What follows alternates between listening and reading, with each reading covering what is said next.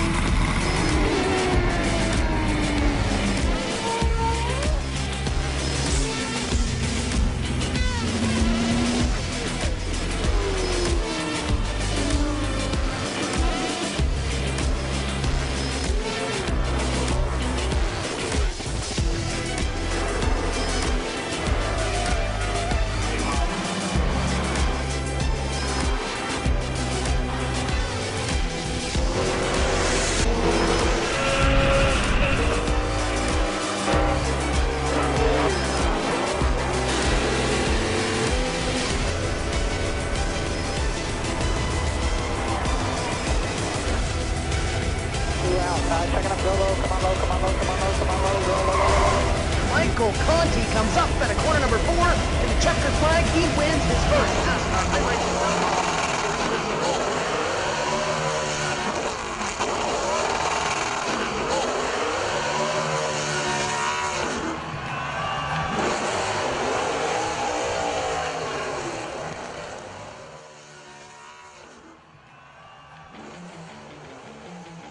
Take your hobby to the next level with a quality racing rig that works great with a PS3, Xbox 360, and a PC. GT Omega Racing Simulator is compatible with a wide range of steering wheels including Logitech, Fanatic, Thrustmaster, and more. The GT Omega is available now worldwide by going to www.gtomegaracing.com.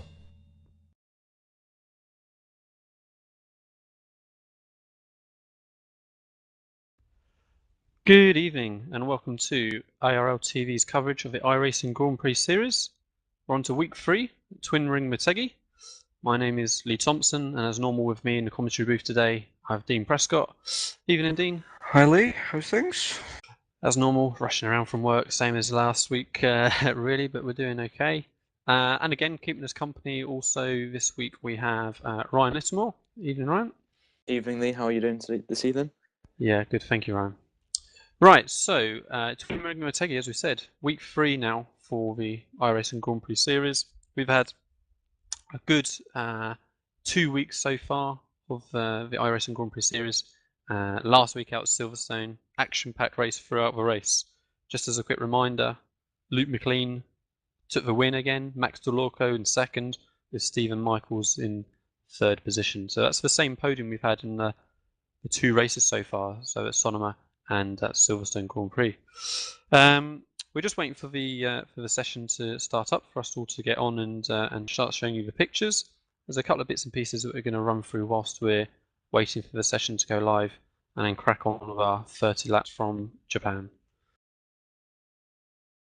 First off, of course, the reason we're here, in case you either a new viewer or maybe just not familiar with the series, the reason we're here is we're looking for the top 10 drivers at the end of the season who can then move on to the iRacing Pro Road Series. I'm going to run you through those top 10 once I've just logged myself into the server, and then we can start looking to see who's on the grid and who we've got for this week. So we're at Twin Ring Motegi this week. How's the car feel around here, Lee? Well, Motegi is a slippery track. I think the general consensus is it's not as much of an ice rink as it was at the end of 2012, season 4, but still it's a tough place to get the power down. And unfortunately, that's really what you're doing the whole lap round. It's straight after hairpin after straight after hairpin. Okay, now that I've just finished sorting myself out and got myself registered into the session, I just want to run you through the top 10 guys as to who we're looking for those current top 10 positions to get into the Pro Series for next year. So these are the standings as of the end of week 2. So first position, we have Yavio Soto. He is currently leading in the A-class drivers. Then we have Jorn Jens in second, Rocco Barone in P3. We have Juho Abe in 4th, Troy Schultz in 5th, Ollie Pacala in 6th, Fabio Di Carmo in 7th, Alex Simpson 8th, Sam Kumo 9th, and James Wyckoff in 10th. Those are the top 10 positions for the A-class only drivers. So we do have DWC drivers who are actually in higher positions also, but they're not obviously be counting for that Pro Road Series. So it looks like we're all into the session now. So we have just a minute and a half, 2 minutes left on warm up before we can get into the race. I'm going to run you through the positions that we have this week, guys. So looks like we've got the majority of faces that we're used to from our previous couple of rounds so far, but a couple of different faces as well. So let's go through that. So pole position, first place, Luke McLean. Again, as normal, he's got the overall pole for the week with a 125.461. Fractions behind is Max Delorco, so he's just 2/100ths of a second behind on his qualifying time. Stephen Michaels in P3. So again, that's our podium that we've had for each of the 2 rounds so far. In P4, we have Marty Patella. In P5, we have Fulvio Barazzoni. He's a pro driver. P6, we have Yuho Abe. So it's actually the first time we've seen him in one of our strength of field races so far. But he, as I said, is running right up there in 4th position in the race for pro. Alex Simpson in P7, Hervé Soto P8, Troy Schultz in 9th, Ricardo Castro Ledo in 10th, Vasily Zaitsev in 11th, Antoine Higelin in 12th, and we want to be keeping an eye on Higelin. He really stormed through the field, coming from, I think it was 10th position last week up into a top 4 position.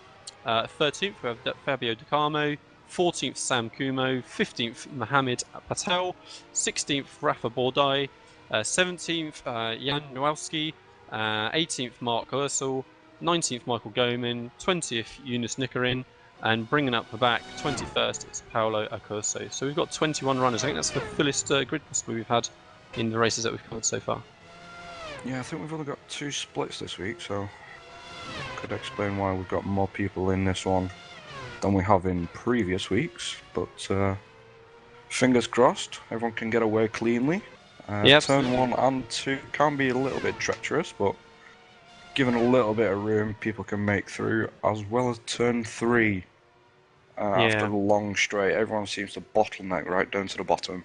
Absolutely. If we can get off the line cleanly, then actually turn 1 isn't that far off from the start line, so hopefully everyone can stay fairly clean through there. And then you're right, I think if we are going to get any drama other than on the start line itself, then it's really going to be going into the first heavy braking zone into turn 3. Just a question for you two guys. What's the strategy for this? Are we going to see a pit stop, or is it going to be the same as the previous 2 weeks? Yeah, I'm afraid, Ryan, 0 stops. So I think we're setting for the season of that no-stop racing. So that's doing what we've been seeing for the rest of the week so far, or the 2 days of racing that we've had. Okay, so we're gridding up. So we're going to have just under a minute, 45 seconds or so until the green flag should be ready. And then we'll begin our 30 laps at Twin Ring Motegi.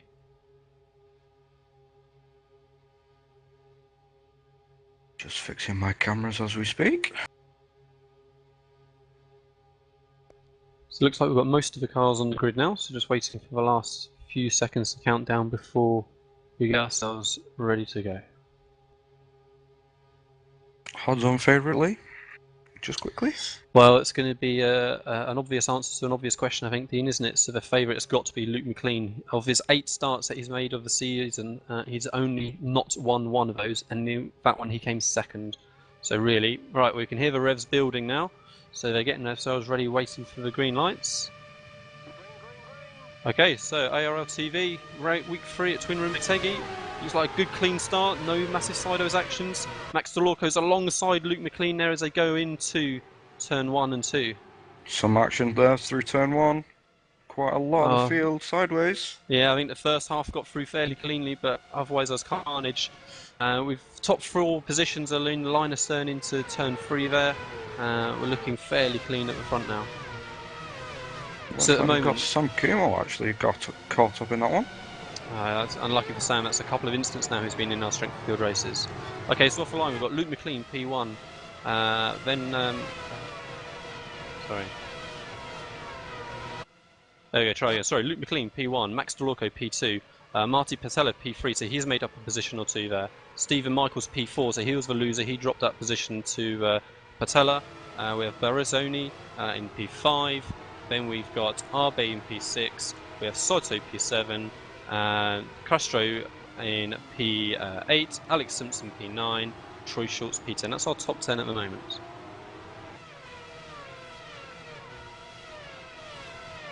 So already the field is just stringing out a little bit as we're heading down the back straight, and unfortunately that may be a little bit the theme of the day. With all these stop-start, hairpin into straight, into hairpin into straight, it just tends to drag everyone out a little bit perhaps.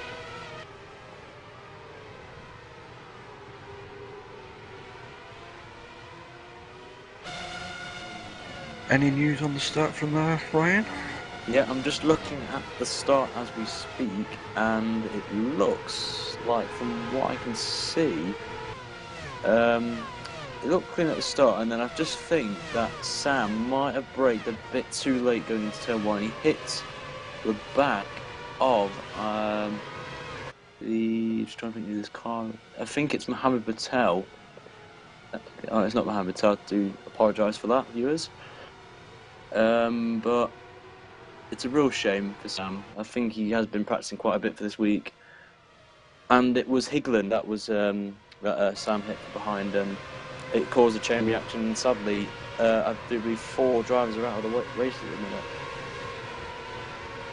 Okay, and already the top 4 are making a little break for it here. So Luke McLean, Max Delorco, Marty Patella, and Stephen Michaels are all breaking away from Fulvio in P5. There's a good second or 2 gap already now forming. From Arbe, sorry. So top 5 cars just breaking away from Arbe.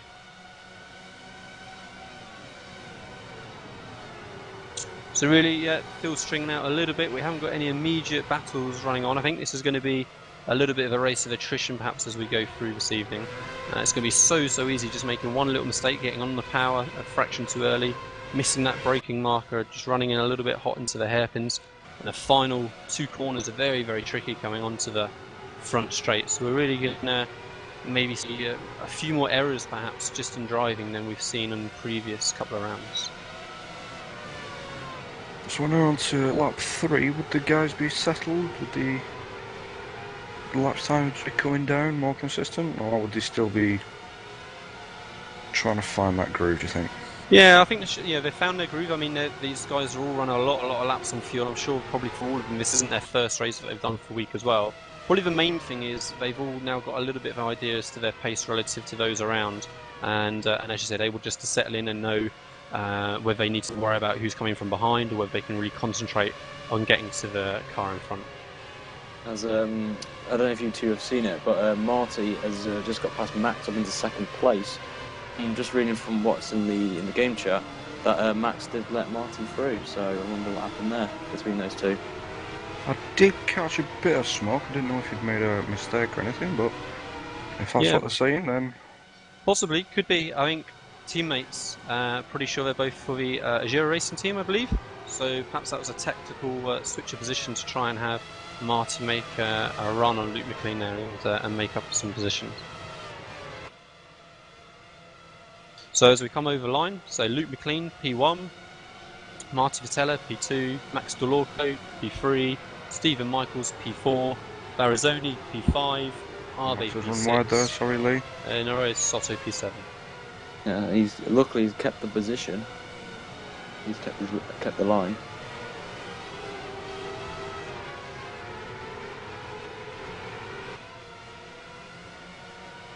The gap is between Luke McLean and Marty is about 1.7 seconds. So Luke McLean has kind of got a good gap going on, and it's early start of the race though, so you never know what Marty has up his sleeve.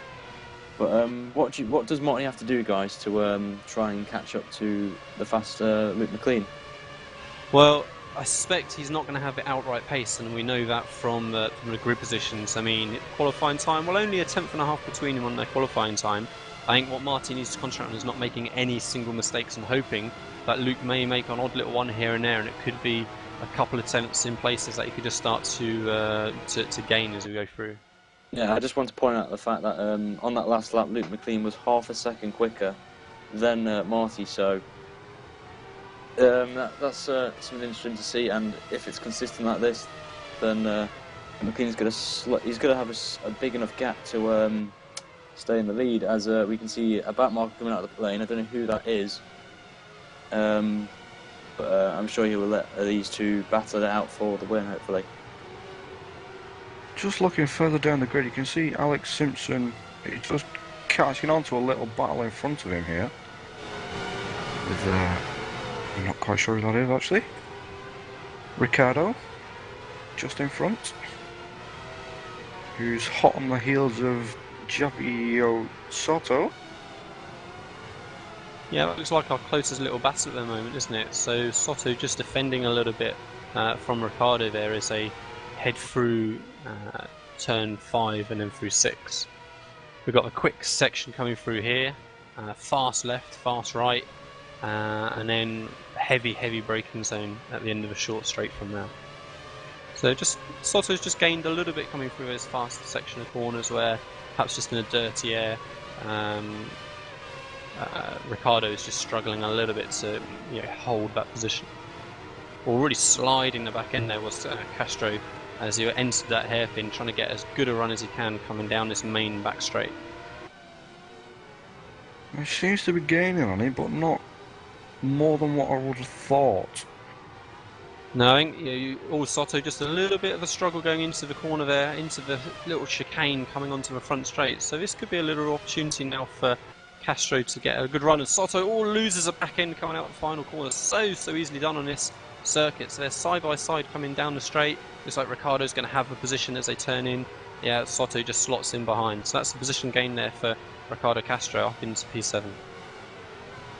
Yep, as at the front, Marty was quicker on that last lap than Luke McLean by just about 4/10 of a second. So Marty might be catching him up, but I do think Luke McLean's probably going to save his tyres. But Lee, how are the tyres going to be around Motegi this week?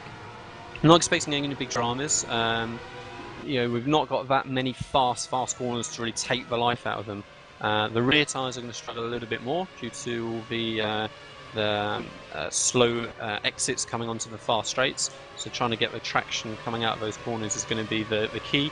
But really, the tyres on these, don't forget this is 2009 spec Williams, so this is the Bridgestone tyres where the only reason in real life they would really pit was because they are forced to by regulations. So we're not expecting any issue with tyres. It's traditionally been fuel load. That's been the only reason that we've been pitting in this series. Now that we're running a few laps shorter in races, that's not quite having enough an effect to warrant that pit stop.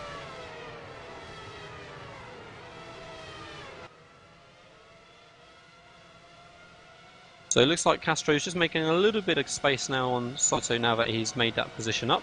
And we're just going to be seeing if Alex Simpson can now gain on Javier Soto and make a similar move to move himself up a position as well. So at the front, we're still looking at the same. Luke McLean, we're 7 laps in now. He's maybe not made quite so much of a break of it that we've seen in previous races. Oh, and sideways P2. So that was Pitella losing the rear of the car as he exited turn 4. So he's going to be down into 4th, 5th position now, side by side as they come into the next corner. Oh, as someone behind him has a bit of a spin, but he keeps it stick. I don't know who that was.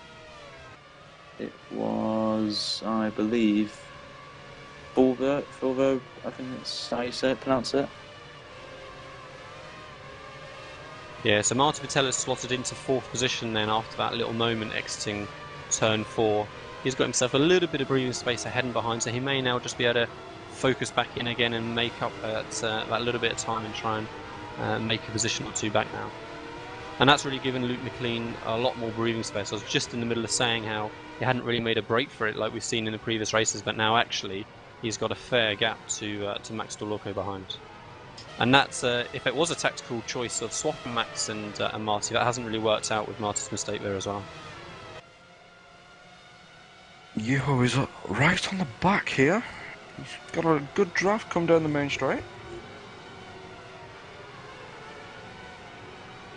Good turn through 1 and 2. And again, he's right close to him.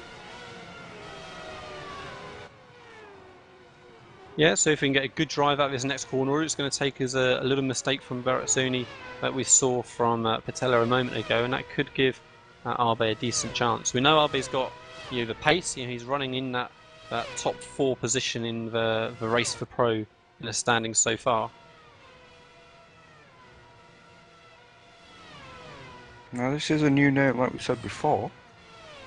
It's the first time I've ever seen him or heard of him, so I'll be keeping an eye to see how he does go. But if you're saying he's up in 4th in the standings, he must be doing pretty well so far. Yes, I think there's only a couple of drivers in that top 10 positions that we've not seen on our strength of field races so far. So that'd be Rocco Barone, who is a well-known name, but we've just not happened to see him in our strength of field races. And actually, looking from our top 10, I think the only other driver is James Wyckoff. I don't think we've seen him. I think he tends to get the second split, so he's been perhaps making big points in getting wins maybe in that second split races. So I'll be...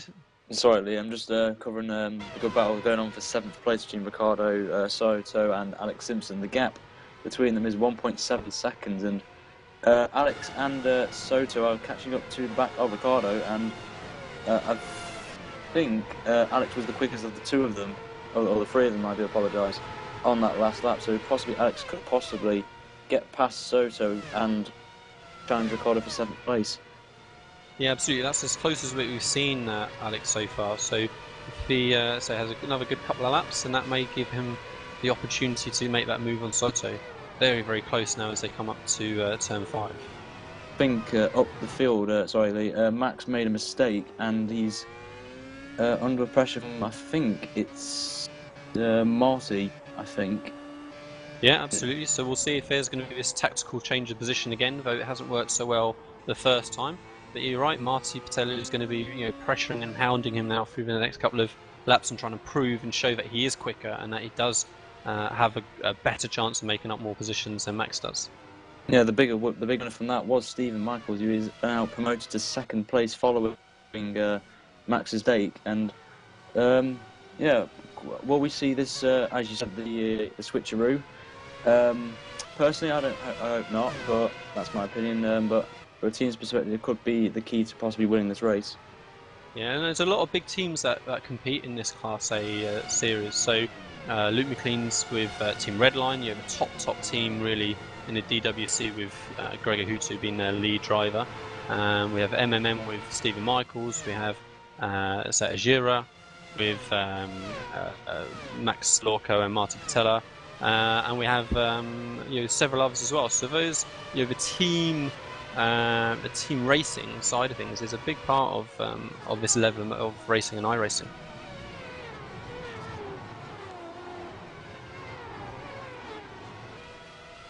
So Marty's not been able to gain a huge amount on Max Lorco over that last lap or so. So there's not that immediate threat or an immediate need even for Max to look to make any changes. So I think we're probably going to see them stay as they are for now.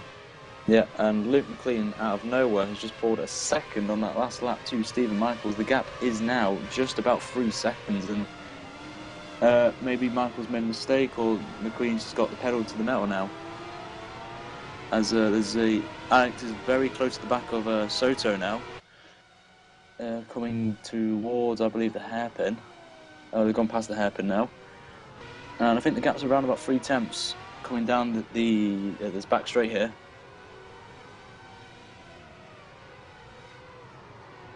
Yeah, you can really see you can use a lot of the curbs on this circuit. So you really use the outside curbs as part of your braking zone as you approach, and really getting heavily across the inside of those curbs as you take the apex as well.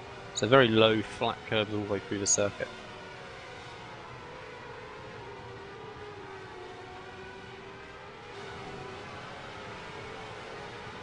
So really our closest 2 on the track at the minute are the teammates of Max Lorco and Marty Patella. Again, Marty's gained a little bit on that last lap compared to when I last spoke, so we'll see if he can really keep pressuring Max Lorco and gain those positions that he's lost in that very easy mistake to make, losing the rear coming out of the corner. it's so difficult to get on the power in this circuit. So there is, Twin Ring Motegi does have a reputation on the surface of having a more slippery track than we perhaps see from other circuits, and that coupled with the stop-start nature of a track, it really does make concentration a real challenge to maintain control coming out those corners.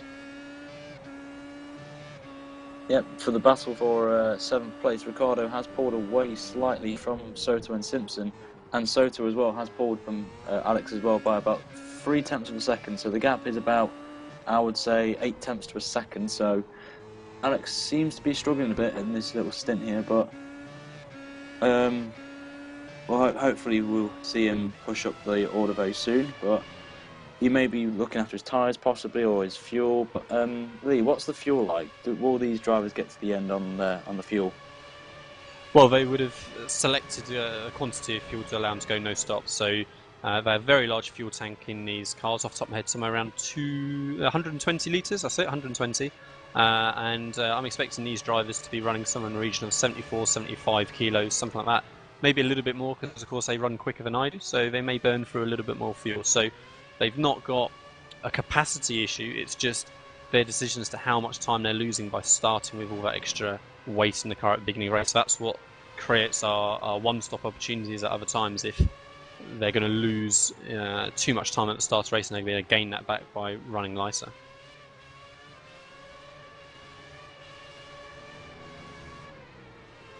So the field is, really kind of fairly strung out now as we're heading into lap 12, lap 13 of our 30-lap race. We haven't got anyone immediately looking like it's going to be challenging. It's very difficult following in the dirty air through the circuit. I mean, you could have a driver who's second half 2 seconds even faster, and if that car in front isn't making mistakes, then there's really not a huge amount you can do about it. It's going to be getting out of the corners where you're going to be looking to try and gain down the next straight and make that position, but unless that car in front of you makes a mistake getting on the power, then you're really not gonna be able to get alongside and make a move. As you actually say that, it looks like Max DeLoco's caught back up to the back of Michaels. He's now 0.5 behind him towards the end of that last lap, so he is still going for it. And he braked really late going into that corner there, and he is slowly, as you said, Dean, he is gaining ever so slightly onto the back of Michaels. And as I said that, on the last lap, Michaels was half a second quicker than McLean, and the gap is now under 2 seconds. So Michaels and Max really technically are catching up to Luke McLean on that, and also Marty as well, only by about a tenth or two, but he's slowly catching up to these top 3 drivers here. Yeah, it's a little bit odd that McLean's just had such a slow lap, actually. Could possibly... Normally... Sorry, Dean. My opinion, I think he's probably going to be just maybe being a bit cautious on a lap, maybe, just to see how the tyre temperature is in this car, and if the car's got enough grip for the corners, but... Absolutely. Right, we're going to do a lap on board with Max DeLoco then, as he's chasing and hustling after that second position in front. So flat out into turn 1, using those curbs on the outside again, down into first, hitting both the apex, first and second, getting hard on the power, probably short shifting into second, trying to help that drive as they head down into turn 3. Again, use that curb on the outside, braking just before that final marker, down into first or second gear on the entry. You see how much work is going on in the steering, trying to get out of that corner, out of that turn 4. Very similar to Club at Silverstone. Hard on the brakes again to go under the bridge, to go underneath the oval, the unique feature that we have at Motegi here, the twin ring, the oval going above. Flat out through this next section and into the fast S's. So fast left, down into third gear, just balancing that power, then coming through the second section and getting hard and wide. A little bit of a twitch from Max Dorka again as he got on the power. Very easy to lose the back going into the braking zone on that sharp left-hand bend there as they now head to the hairpin down before the back straight. Again, try and get close to the inside. So I'd say Max was maybe a little bit wide on the entry, but he's trying to straighten up as much as he can to get on the power as early as possible. And again, you can see how hard he's having to work coming out to get on the power. So a really good example of how slippery the circuit is. Hard on the brakes, downhill as well. Cut right across that inside curve as we go back underneath the oval again, so we're back within the confines of the oval. This tricky chicane on the very end of the lap there. It's quite steady on the second half, but again, Max Lorco controlling it well and using those curbs inside. That final chicane, guys, really seems to be where a lot of time can be found or lost. It's a short sector that iRacing has, but it's so easy to, well, I find it so easy to lose half a second at least through the leaders in front, just through that very, very tricky turning and braking as you go into that chicane. As you was on board, I've just jumped back to Alex Simpson, who's now 0.8 behind Soto. So he's putting the pressure on again. Maybe he just found his groove a little bit better this time and can keep it there. I think Soto made a mistake in the middle sector. I think he kind of got out of as we see someone going a bit sideways there. Well, yeah, it was Max Delorco again, I think. So yeah, he's just, we've seen a lot of movement on the rear when of our on-board lap, and I think that's not untypical. It's not just going to be only for Max Delorco who's having that problem. The rear does really like to get a lot of abuse trying to get on the power out of these corners.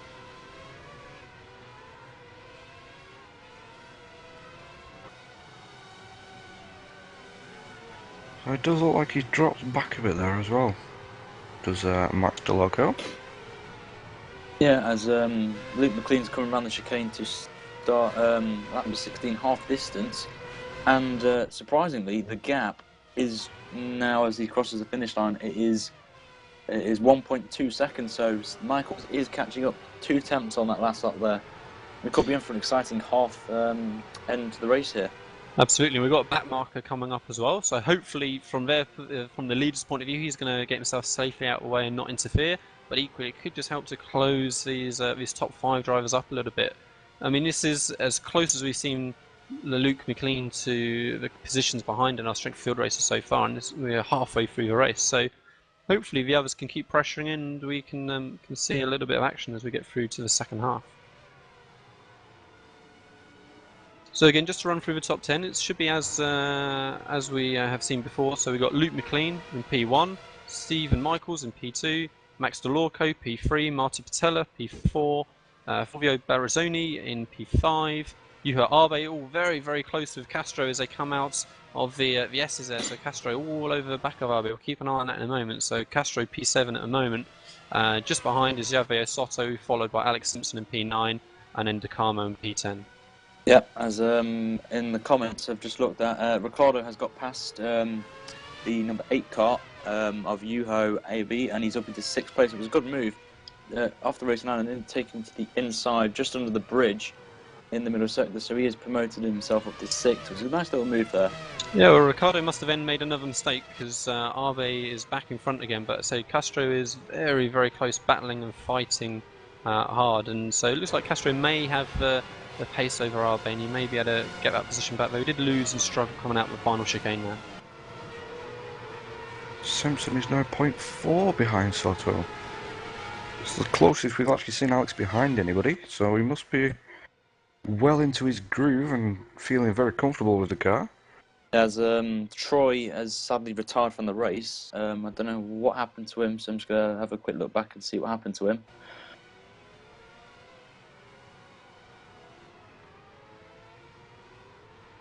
Yeah, he seems very angry with himself there, actually, Troy. He just said he'll flip the desk in the chat, so must be very frustrated kicking himself.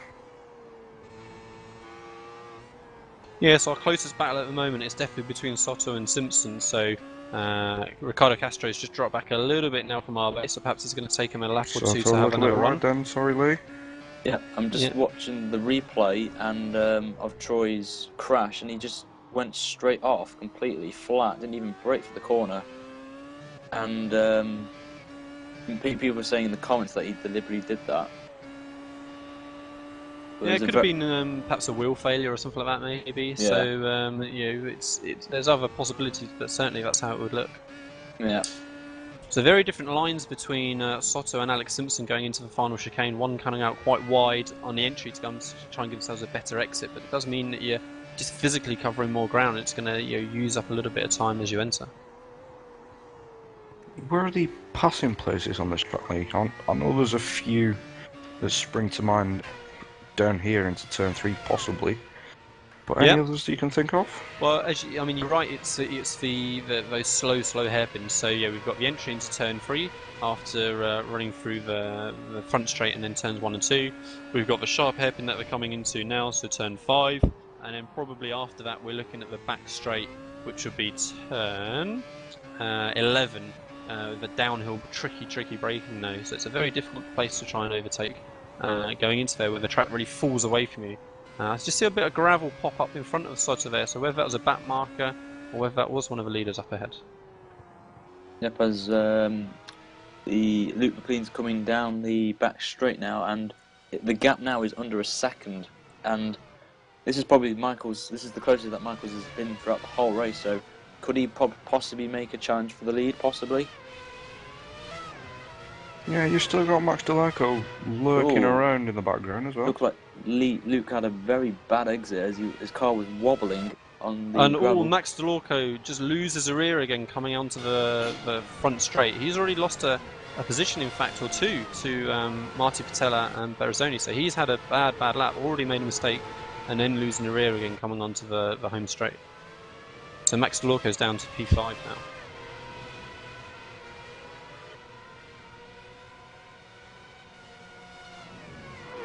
So yeah, Luke McLean and Stephen Michaels. I mean, this is looking like a potential for a battle now. Stephen Michaels has gradually been making that time up and clawing back into Luke McLean. So this is good. This is more promising for other potentials in future weeks. Before, nobody else has quite had the pace on Luke McLean. He's had what's looked like a fairly easy time of it. So we've not really seen whether Luke McLean's able to cope with the pressure and abuse from behind. So whether Stephen Michaels could maybe hustle him into just making a little bit of a mistake and having an opportunity to move up.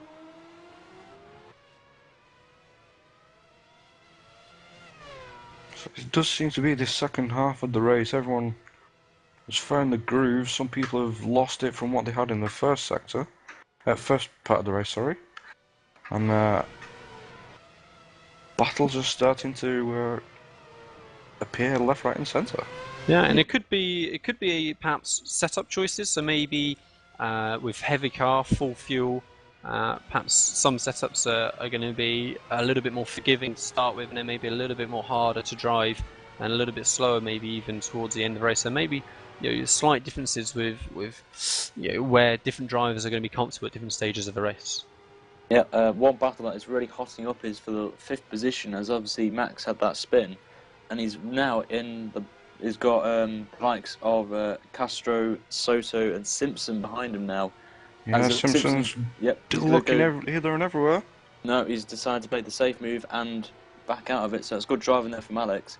Yeah, and it was a good opportunity for Alex. So we've started trying to deal with the back markers. That could have been an opportunity for Alex to try and grab for any mistakes. And all the back marker coming straight across the front of the side, so they're really obstructing us. So Alex Simpson could well get a good run, but actually it looked like, quite rightly, maybe Simpson was being a little bit cautious of being unsure of the back marker there. So that was not great driving, turning right in front of the lead cars. Oh, and someone's gone off behind into the gravel. Yeah, that's Paolo Accurso just losing the rear going into the S's area. Yeah, I do agree with you on that. So back up front, we're still looking at a similar gap between Luke McLean and Stephen Michaels. So Stephen Michaels is going to be really within that dirty air, struggling to brake any further. So it's really going to take probably a mistake from from Luke McLean, for Stephen Michaels to be able to get any further forward.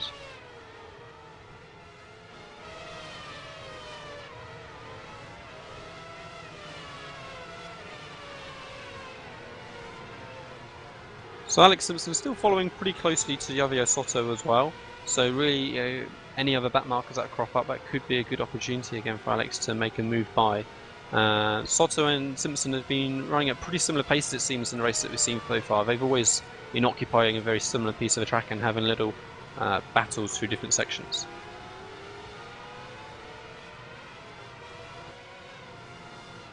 Yeah, it does seem to be backing off a little bit there now, Alex, actually, so... Maybe those back markers have warmed his tyres a bit too much. He's just losing a little bit of grip. So already we're on to lap 21, so we've only got 10 laps now left of a race. So this is really going to be going quite quickly as we get through this race. I'm going to have a quick run through the top 10 again after those few changes that we had in the last few laps. So P1 we're looking at Luke McLean still, P2 Stephen Michaels, P3 Marty Patella, P4 Barazzoni. He's following really quite closely now actually to Marty Patella, so he's gained a little bit of time. Max Delorco P5 after several mistakes that he's been making, struggling with the rear of that car coming out the corners. Hugo Arbe in P6, Castroledo P7. He's not really closed that gap up to Arbe after having that little battle with him a couple of laps ago.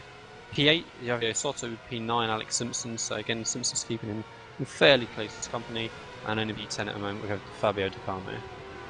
Yep, as on that last lap, Luke McLean set a 27.3, whereas Michael set a 27.1, and he's gained 2 tenths, and the gap is now under a second. It's now 9 tenths. So, with 9 laps to go, Michaels needs to keep this pace going, and possibly have a chance of getting past McLean with a couple of laps to go.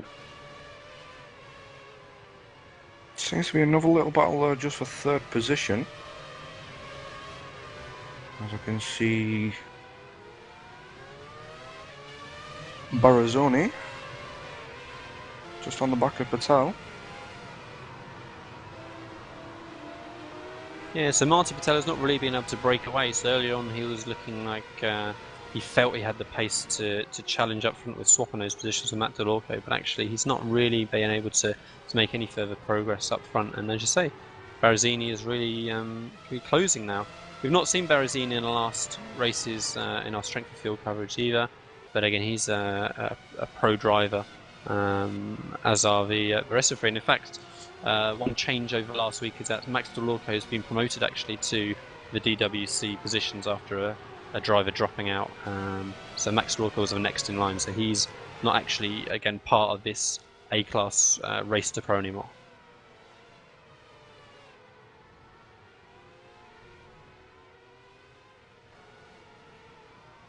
So there's not really much happening as of just going for overtakes. It just seems to be, the gap seems to be staying the same everywhere really.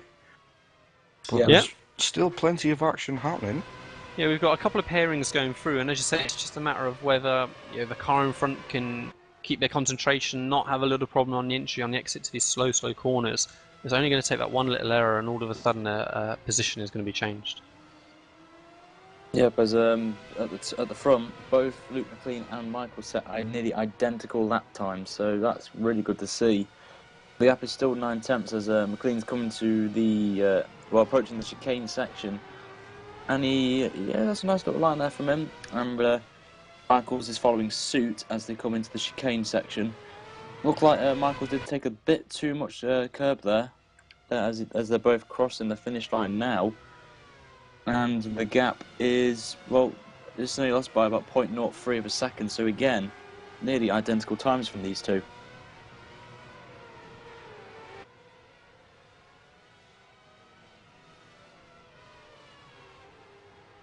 Yeah, so Luke McLean and Stephen Michaels have made a little bit of a break from the cars behind, so we've got 2 little groups now at the front, 1st and 2nd, and then from 3rd back to 5th. And they're all, again, really going to be struggling in that dirty air.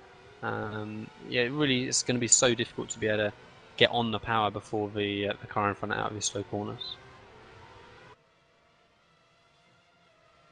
Yeah, Alex is still right behind Soto.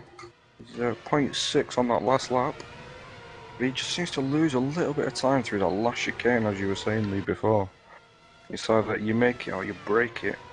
So, fingers crossed he can stay where he is and find that sweet spot out to that last chicane and get a good drive. Yep, as Luke McLean had a really bad exit coming out of the hairpin, and Michaels is getting ever and ever closer to the back of McLean. And this is going to be pretty interesting now. I think the gap will probably be about 6 tenths of a second as they cross the finish line. Michaels takes an absolutely brilliant entry and exit out of that chicane, and this should be interesting to see what the gap is as they cross the finish line. Yep, 3 tenths of a second gained by Michaels, and it's now 6 tenths of a second with just 6 laps to go, guys. Who's your money on? I can see some dust here near Alex. Not sure if someone's just run wide.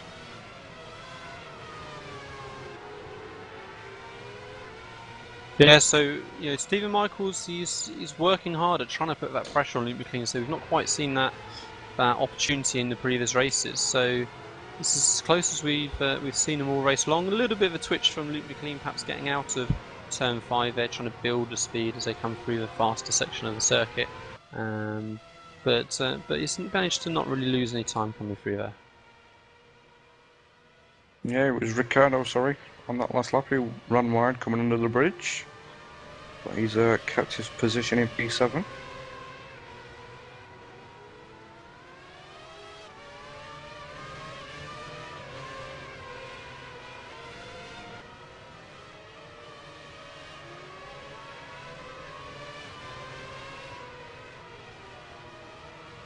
So these front two, even in the last couple of laps, I was saying a moment ago how we've got these two groups building now between the first and second and third and fifth. They've pulled out a massive gap just in these last couple of laps. So Luke McLean's really put the hammer down, trying to prevent Stephen Michaels from gaining on him, and yet Stephen's able to go with him still as they head through. Yeah, looks like Sato's starting to feel the pressure. Had a little slide coming through the left-hander just before the hairpin on the long back straight. So it's put Alex right sort of behind him as they're just about to cross the finish line. And he's 0.5 behind, so he's getting ever closer. Someone who's getting very close is Michaels now. He's really pushing this car to the limit, and he's giving it everything he's got. And I'll probably say this is probably the closest he's ever been so far. I'd probably say about 4 attempts. McLean's making a tiny bit of mistake coming out of corners. The back end's just losing a bit, and Michael's just giving it all now.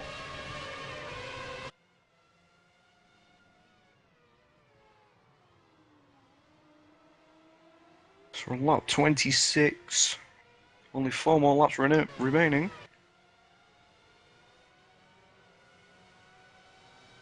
Battles left, right and centre. We still have this little battle for, it's actually now for 4th position rather than for 3rd. With Max Delarco. Yeah, Berrezzini just dropped back a little bit now from Patella. So you're right, Max Delarco looks like he's the one that is going to be pressuring rather than Berrezzini doing the pressuring in front.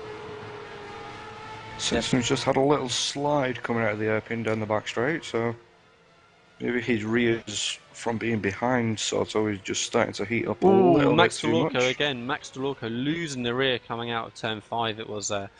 So he's really been struggling to race. I mean, again, we know it's a tough circuit for getting on the power and getting that traction, but Max really seems like he's been struggling the most, certainly out of the lead cars that we've been watching in the race so far. So whether that's he's gone for a more aggressive setup, a quicker setup but more risky perhaps, or whether it is just driver error.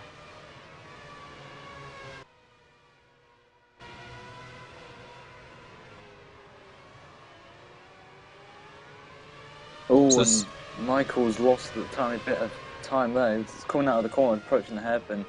He just locked the back end, just decided to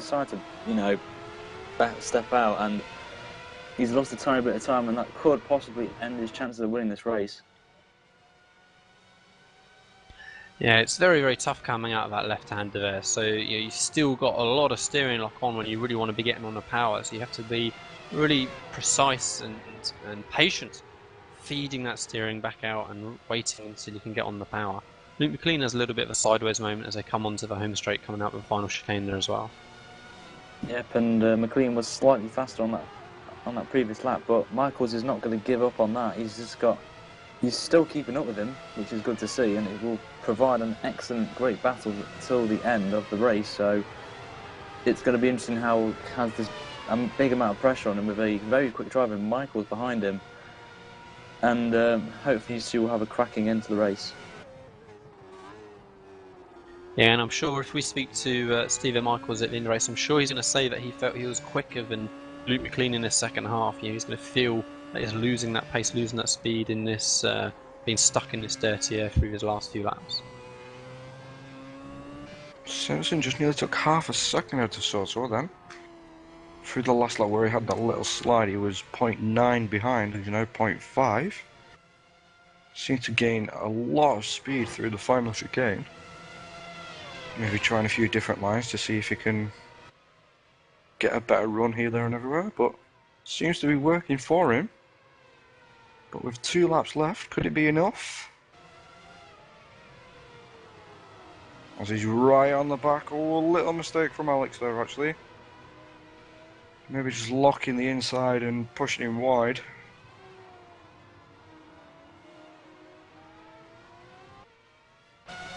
Still, he's still within touching distance. He just needs to calm his nerve a little bit. Yeah, and back up the leaders. We're on the penultimate lap now, so 1 more lap to go after the one that they're on. Stephen Michaels still just a few tenths behind Luke McLean, hoping that he can keep Luke McLean in close sights, and that Luke McLean may make a little mistake that will just allow that opportunity. I think we've had a little bit of a coming together from these two in a race earlier in the week. I think yesterday or Friday. So there's going to be maybe a little bit of tension maybe if they do really end up side by side.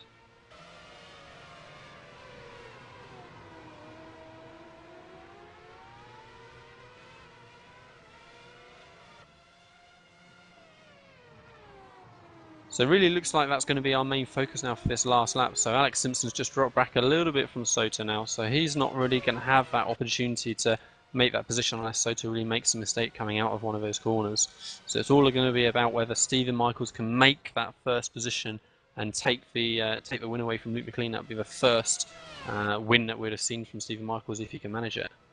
Yeah, as he's giving it everything now, Michaels. He's just pushing this car. As an example through that chicane, it was absolutely beautiful to see. But McLean there was a tenth quicker on that previous lap, so Michaels has just got to give it everything now in this first 2 sectors if he's going to have any chance of winning this race. But my worries on McLean at the minute.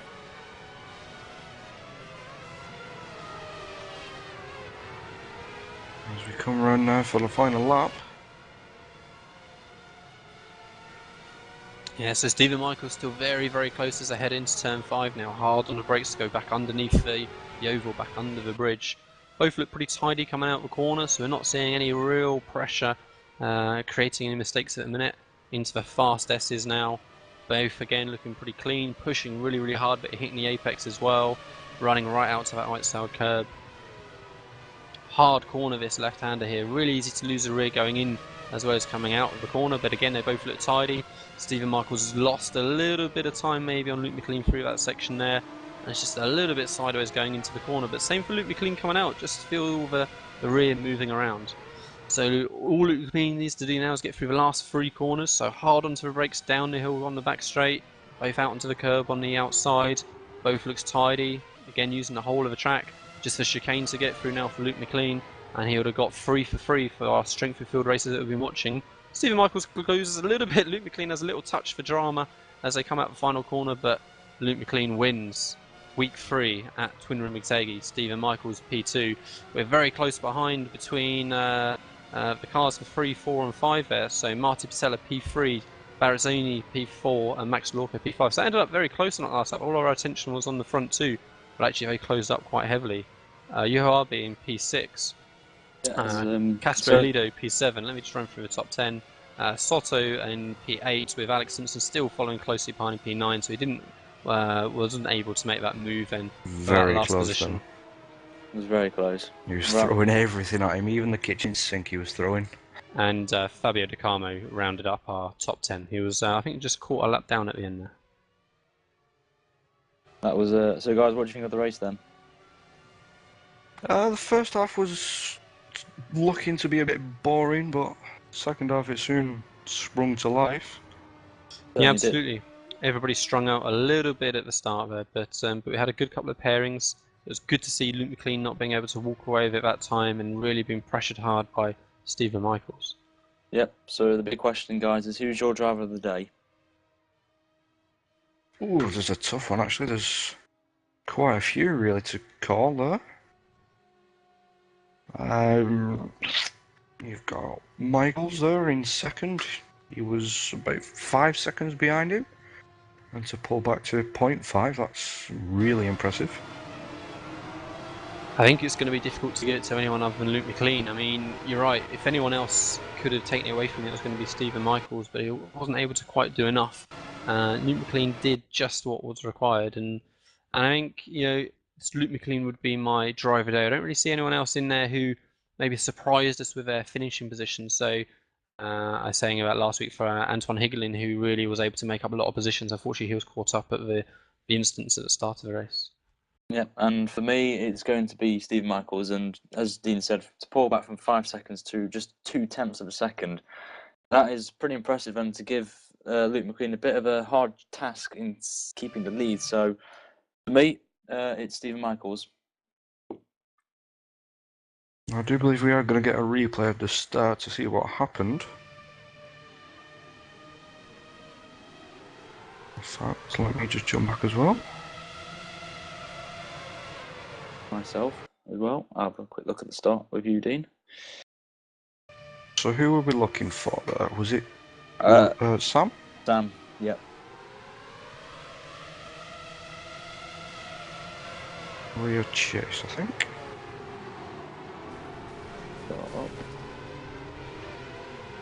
Yeah, it just looked like he missed his braking point. Yeah, I think you called it right originally, Ryan. As you said, it just looked like that Sam ran in a little bit hot there into the car in front, and unfortunately, just created that chain reaction to all the cars behind. A lot of cars caught up there, what, half a dozen at least.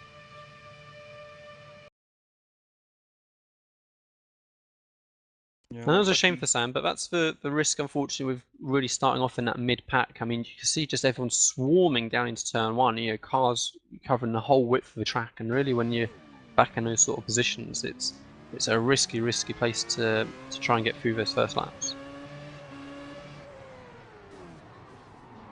Yeah, I think he was actually caught a little bit by surprise, Sam. Looked like he expected people to go a little bit deeper than what he did. And just missed it completely and didn't really have anywhere to go other than lock up and pray for the best. As we're going to be interviewing a couple of drivers, we have Alex Simpson, who's ready to come up. Let me just drag him up for us. Hello, Alex. Hi guys, how you all doing? Yeah, good, Alex. So, looked like it was a race full of the rear wing of Javier Soto for you there today. Yeah, pretty much. Very frustrating race. Got bogged down a little bit at the start, but wasn't too bad. And yeah, from there I just couldn't make a move. I think we were...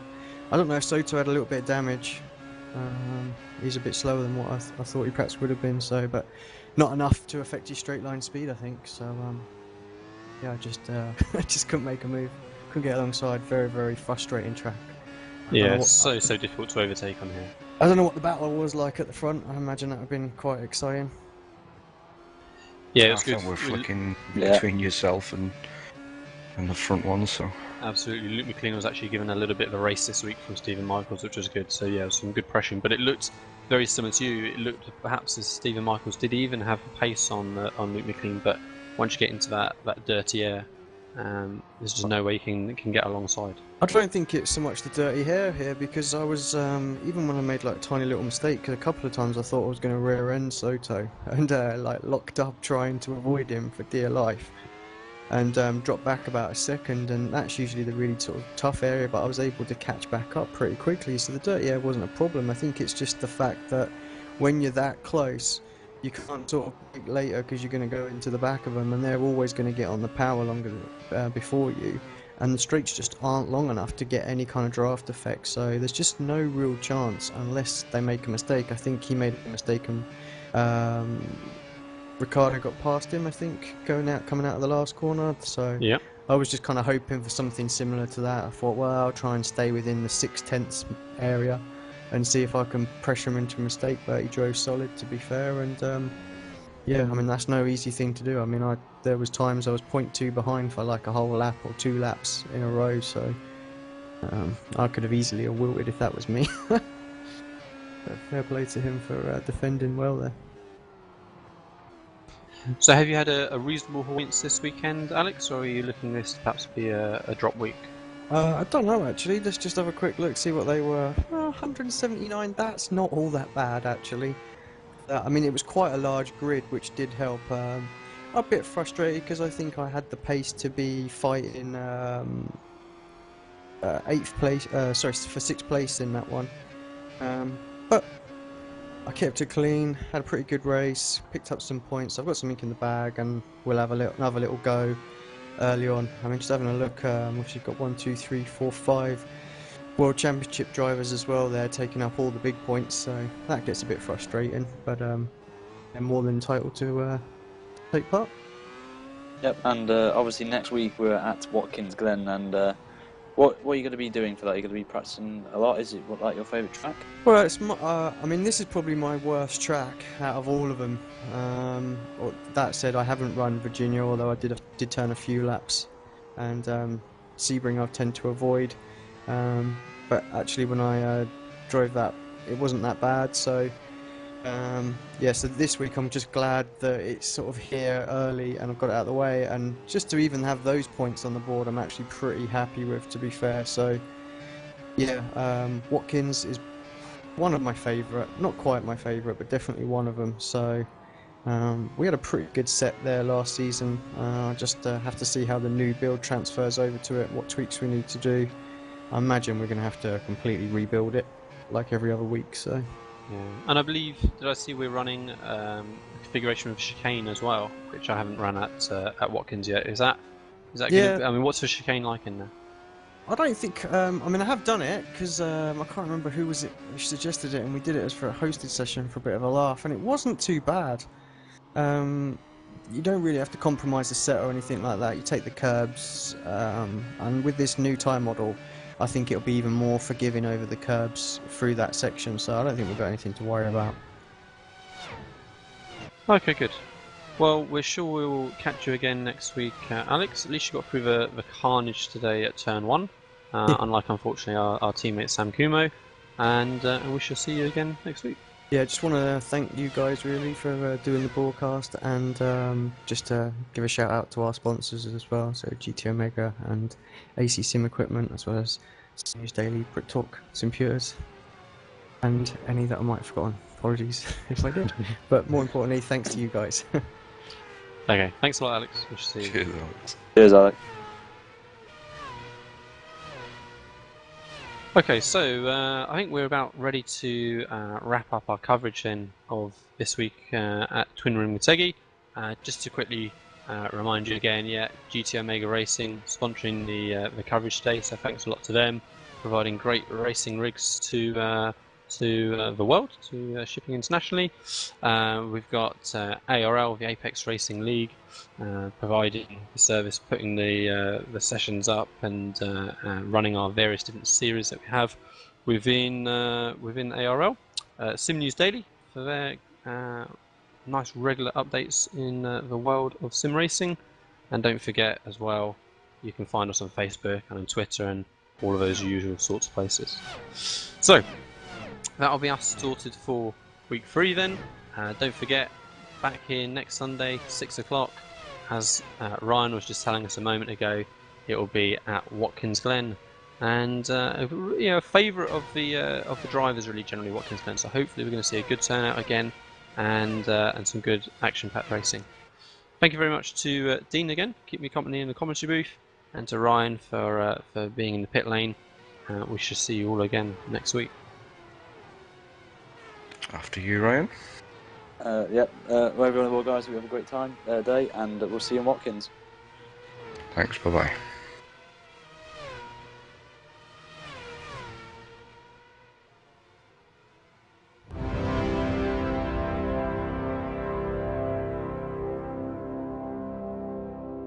Race fans, it's time for those most famous words in motorsports. Drivers, start your engines!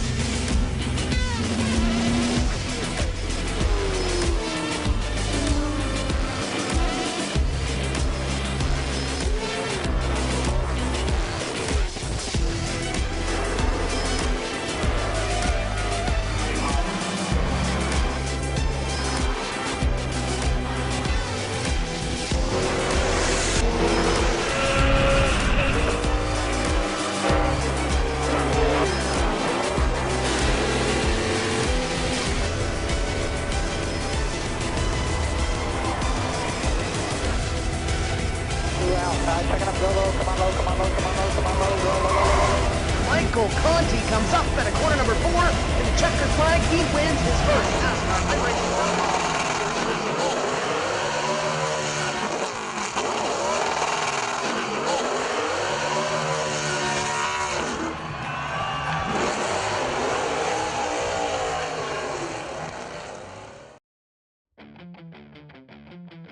Take your hobby to the next level with a quality racing rig that works great with a PS3, Xbox 360, and a PC.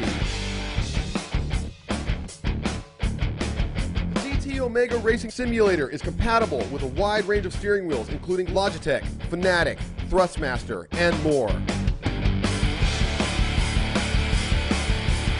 The GT Omega is available now worldwide by going to www.gtomegaracing.com.